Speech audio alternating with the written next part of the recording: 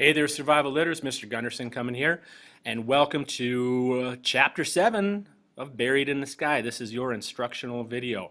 So one of the first things I just want to go over here before we get into Chapter 7 stuff is kind of student engagement has been a hot topic here this past week with our first week of distance learning in the books.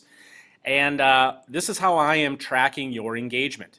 So I go over to this thing called analytics. I've talked about it before, but I want to go into a little bit more detail.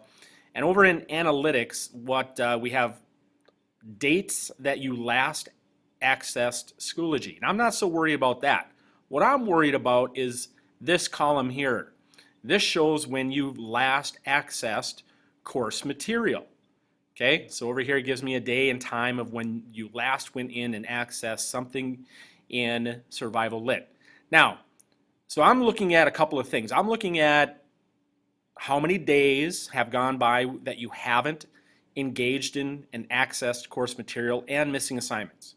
So if I'm seeing missing assignments and multiple days that you have not accessed anything in class, you will be receiving a remind from me, an email from me, maybe a phone call home. Your parents will receive the same thing. And your name then gets put down onto a list, and I send that down to admin, down to the principals, who then either will be contacting you and your parents, or also counseling, and also Tracy Rabbers in truancy. Someone, your name will get put out there as someone who is not engaging in schoolwork. So, moral of the story, get on Schoology, do your stuff, all right? Okay, moving on. Another thing, another change here that I want to go over is down here, let's look at Chapter 7, okay? Because I'm starting this with Chapter 7. Now, here's Chapter 7. See this button here that says Student Progress. Now, some of your other classes might be doing this, and I'm going to be doing this as well. It is imperative, it is important that you watch the Chapter 7 instructional video first. Okay, so what I've done is I've gone through and I've set a completion, assignment kind of completion student progress thing. So you have to go in and watch the video first before any of these other things open up. Okay, so watch the video, get the instruction, learn about what's coming up in the chapter. Then these things then you have to go in and click into the text here. You have the text. Now, if you don't want to read the text, that's fine. Click in and view it and move on. If you would rather watch and listen to the video, open that up and read the chapter that way. Okay? Then the next thing that you'll be able, once you click in and view these two and read the chapter, then you'll have access to the reflective quick write assignment. You have to do that and you have to submit it. You must make a submission. Okay? Once you make a submission, then you can move on to the reading check, and you must make a submission. All of these little check marks, once you complete them, will turn green. And if they all turn green, boom, you're good, you're done. You move on. Okay? I can also track your progress. I can track to how far along you've made it through these things, okay? So that's going to be a new thing. I cannot stress it enough that you have to watch this instructional video first, okay? So you have a week starting Chapter 7, Wednesday to Wednesday, April 8th to April 15th to finish Chapter 7. It's, I believe, about 16 pages long, so it's not too terribly long, but you have an entire week to get this done. We have Easter break coming up, so you got a couple days off of school, okay? And don't do any schoolwork those days. I'm not going to tell you that you can't, but you don't have to, okay? Enjoy your Easter break. Okay, let's get into this. Again, I've kind of gone over what the folder contains. As we move forward, I might add a discussion question. I think it would be good about every maybe 2 or 3 chapters. I think I'd like to set up a Google Hangout to where if you were interested, at a certain time on a certain day, You can come and we can all meet. We can talk about things that are going well, things that aren't, any questions you might have about the the book that we're reading. But that's going to be, we won't do anything until after Easter break. All right.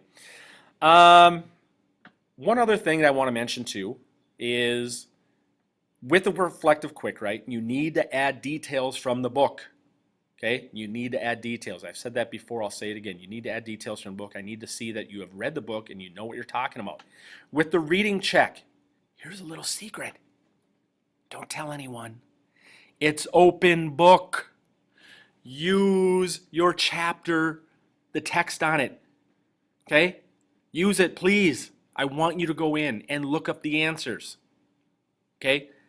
Help yourself out. Use the reading to answer the questions. Okay? Do that. All right. All right, let's get into the Chapter 7 notes. And these are just kind of highlights, things to be looking for as you read Chapter 7. All right. So the first two chapters, Chapter 2 and Chapter 6. Let's even before that.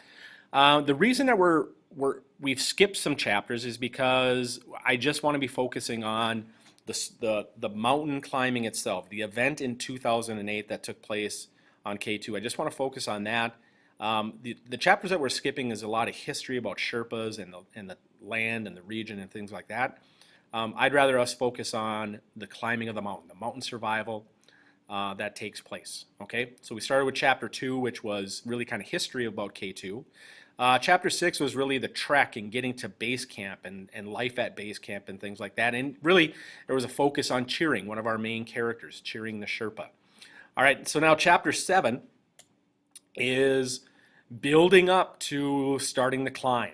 Okay, so there's 4 sections in this book. The first section talks about the Pakistan government, how they lowered climbing rates, how much it cost to climb, and they lowered the rates a lot because they wanted climbers. So in 2008, K2 had a big crowd. There were 70 climbers that wanted to climb K2. This guy, a French climber named Hugh d'Aubray, he takes pictures of some dead bodies, body parts, something like that, which really kind of discuss Shaheen. Shaheen is really he's a Sherpa, and he's very prominent in this chapter and in the next couple of chapters, and I'll explain why. But this discusses Shaheen, and Hughes does something even worse with these pictures afterwards. All right, so you have to read to find out. Section 2 talks about some clashes between climbers. There's kind of like high school cliques in the climbing world, and some guys don't like each other and this and that. We get to learn more about specific climbers that you're going to read more about as the tragedy in 2008 takes place, as the rest of our story goes.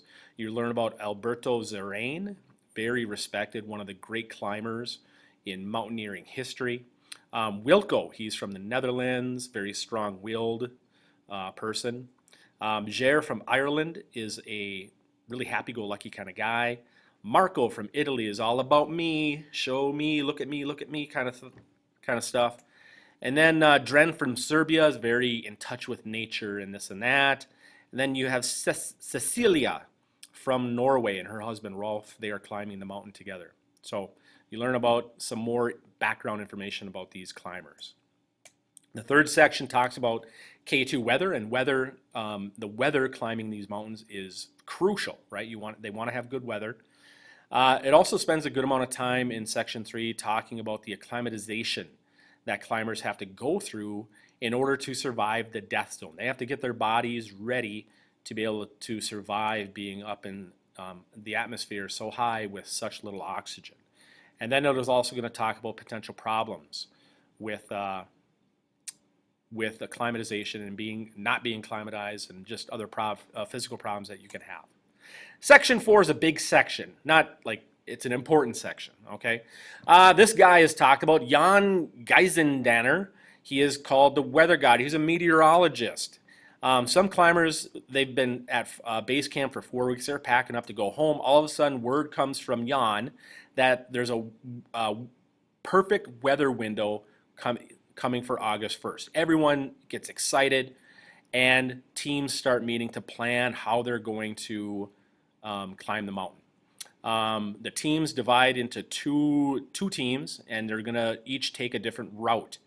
The Abruzzi route and the Sesson route, and those two routes converge to Camp 4. Okay, there's a map, and I suggest looking at that map. There's a map in there that shows the two routes, and it has like pinpoints along there that show some important things that happen. Now, from page 122 to the end of this chapter are really, really important because it's foreshadowing the problems that are gonna arise as they climb the mountain. All right, so Shaheen Beg is put in charge of all the Sherpas. He's kind of the man in charge of setting fixed rope lines. He's in charge of the team of Sherpas breaking trail and whatnot. Shaheen also set a 2 p.m. turnaround time, that if climbers haven't reached the summit by 2 p.m., you have to turn around because it's all about safety. You know, descending is the hardest part. Okay, so there's a 2 p.m. turnaround time. Now, there's a cultural divide between the Sherpas because you have Sherpas from different nationalities. You have Pakistan Sherpas, you have Nepal Sherpas, and they all speak different languages. Okay, so there's a lot of different languages. Communication is going to be really huge. Now, Shaheen is key to the communication because he can communicate between these different Sherpas, the Nepalese, the Pakistani Sherpas. He speaks English and whatnot. Now, what would happen if, could something bad happen if Shaheen's not there? And you see that big bold letter underneath there, right there? Foreshadowing, right? So if Shaheen is not there, there's a potential of a huge breakdown in communication of who's doing what, when they're supposed to do it. And that is all coming up. So, end of this chapter, boom, the next chapter, chapter 8, is going to be they're attacking the mountain. All right, and we're going to be reading basically from here, we're going all the way to the end to chapter 15. We're not skipping any chapters because now it's all about climbing and surviving K2. All right, so back here again, you're going to watch the video first and do things in sequential order, get those things done, have all your green check marks, and away you go.